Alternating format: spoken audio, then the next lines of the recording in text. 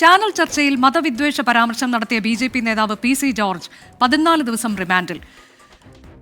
ECGയിൽ വ്യതിയാനം കണ്ടെത്തിയതിനെ തുടർന്ന് കോട്ടയം മെഡിക്കൽ കോളേജിലെ സെല്ലിലേക്ക് PC ജോർജിനെ മാറ്റും. ഈരാറ്റുപേട്ട മാജിസ്ട്രേറ്റ് കോടതിയാണ് PC ജോർജിന്റെ ജാമ്യാപേക്ഷ തള്ളിയത്.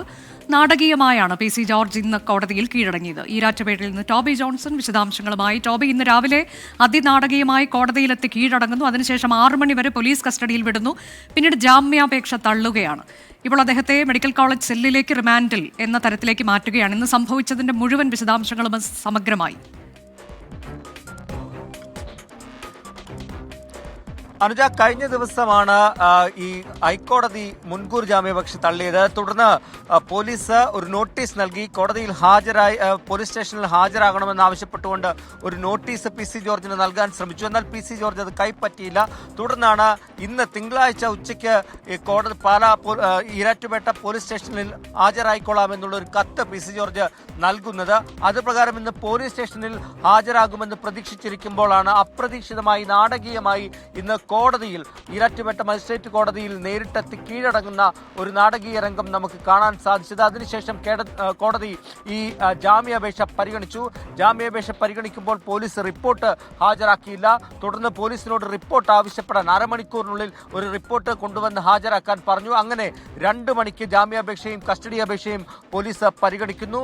തുടർന്ന് കസ്റ്റഡിയിൽ 6 മണി വരെ പോലീസിന്റെ കസ്റ്റഡിയിൽ PC ജോർജിനെ വിടുകയായിരുന്നു. അപ്പോഴും PC ജോർജിന്റെ പ്രതീക്ഷ എന്ന് പറയുന്നത് PC ജോർജിന് ജാമ്യം ലഭിക്കുമെന്നായിരുന്നു. പക്ഷേ വൈകുന്നേരം മജിസ്ട്രേറ്റിന്റെ വീട്ടിൽ കൊണ്ടുവന്ന് PC ജോർജിനെ വീണ്ടും ഹാജരാക്കുമ്പോൾ ഈ മുൻകൂർ ജാമ്യാപേക്ഷ കോടതി തള്ളുകയാണ്. അതായത് റിമാൻഡിലേക്ക് PC ജോർജിനെ വിടാൻ കോടതി തീരുമാനിക്കുകയായിരുന്നു. എന്നാൽ ദേഹാശ്വാസം, ECG വേരിയേഷൻ തുടങ്ങിയ കാര്യങ്ങളൊക്കെ ഉണ്ടായതിനെ തുടർന്ന് മെഡിക്കൽ കോളേജിലെ സെല്ലുണ്ട്, പ്രത്യേക സെല്ലുണ്ട് പ്രതികൾക്കായിട്ടുള്ള, അവിടേക്ക് മാറ്റാനാണ് നിർദ്ദേശിച്ചിരിക്കുന്നത്. അതിനു മുമ്പ് മെഡിക്കൽ കോളേജിൽ വൈദ്യപരിശോധന കൂടി നടത്തണമെന്നുള്ള കാര്യം പറഞ്ഞിട്ടുണ്ട്. നമ്മളിപ്പോൾ PC ജോർജിന്റെ വാഹനത്തിന്റെ പുറകിലാണ്, അതായത് പോലീസ് വാഹനത്തിന്റെ പുറകെയാണ് നമ്മൾ പോകുന്നത്. അദ്ദേഹത്തെ മെഡിക്കൽ കോളേജിലേക്ക് കൊണ്ടുപോയിക്കൊണ്ടിരിക്കുകയാണ്. നമ്മൾ തൊട്ടുപുറകെ തന്നെയുണ്ട്.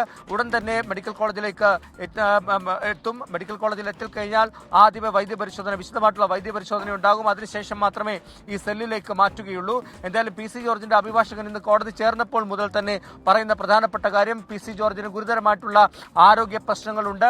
രാത്രിയിൽ ഉറങ്ങുമ്പോൾ ഓക്സിജൻ ഉപയോഗിക്കാറുണ്ട്. അതുകൊണ്ട് ജാമ്യം അനുവദിക്കണമെന്നാണ് പറഞ്ഞിരുന്നത്. പക്ഷേ ഈ കേസിന്റെ ഒരു സാഹചര്യം, അല്ലെങ്കിൽ ഈ കേസിന്റെ ഒരു നാൾ വഴി നോക്കുമ്പോൾ ഹൈക്കോടതിയുടെ നിർദ്ദേശങ്ങൾ, ഉപാധികൾ ലംഘിച്ചുകൊണ്ട് വീണ്ടും ഒരേ കുറ്റം ചെയ്ത ഒരു പശ്ചാത്തലമാണ് നിലനിൽക്കുന്നത്. അതുകൊണ്ടാണ് കോടതി ഇങ്ങനെ ഒരു തീരുമാനമെടുത്തതെന്നാണ് നമുക്ക് മനസ്സിലാക്കാൻ സാധിക്കുന്നത്.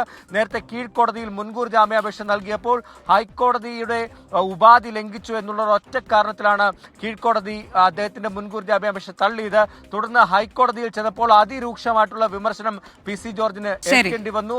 അതിന് തുടർച്ചയെന്നോണമാണ് ഇപ്പോൾ ഒരു കീഴടങ്ങൽ നാടകവും കൂടി PC ജോർജിന്റെ ഭാഗത്തു നിന്നും ഉണ്ടായത്. എന്തായാലും PC ജോർജ് ജയിലിലേക്ക് പോകുന്നു. അദ്ദേഹത്തിന് 14 ദിവസത്തെ റിമാൻഡാണ്. അങ്ങനെയാണെങ്കിൽ നാളെ അദ്ദേഹം വീണ്ടും ഒരു ജാമ്യാപേക്ഷ കൂടി ഫയൽ ചെയ്യാനുള്ള സാധ്യതയാണ് നിലനിൽക്കുന്നത്. PC ജോർജിനെ കോടതി 14 ദിവസത്തേക്ക് റിമാൻഡ് ചെയ്തിരുന്നു. അദ്ദേഹത്തിന് ആരോഗ്യ പ്രശ്നങ്ങളുണ്ട്, ECGയിൽ വ്യതിയാനമുണ്ട് എന്ന് കണ്ടെത്തിയതിനെ തുടർന്ന് കോട്ടയം മെഡിക്കൽ കോളേജിലെ സെല്ലിലേക്ക് മാറ്റുകയാണ്. മെഡിക്കൽ കോളേജിലേക്ക് അദ്ദേഹത്തെ കൊണ്ടുപോവുകയാണ്. അവിടെ ചെന്ന് പരിശോധനയുണ്ടാകും, വിദഗ്ധ പരിശോധനയാകും നടക്കുക.